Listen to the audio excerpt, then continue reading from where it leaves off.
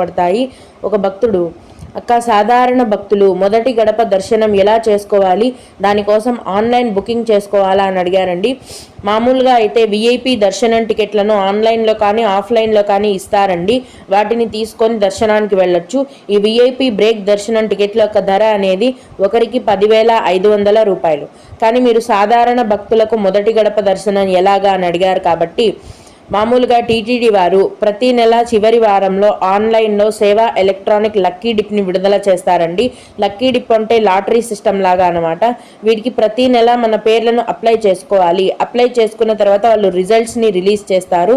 Select అయిన వారికి మొదటి గడప దర్శనం అనేది ఉంటుంది. ఈ లక్కీ డిప్ అంటే ఏంటి, ఎలా అప్లై చేసుకోవాలి అన్న పూర్తి వీడియో చేసి దాని యొక్క లింక్ అనేది నేను ఈ వీడియో కింద డిస్క్రిప్షన్లో మరియు కామెంట్ సెక్షన్లో ఇచ్చాను. అది చూసి లక్కీ డిప్ని ఓపెన్ చేసినప్పుడు మీరు అప్లై చేసుకోగలరు.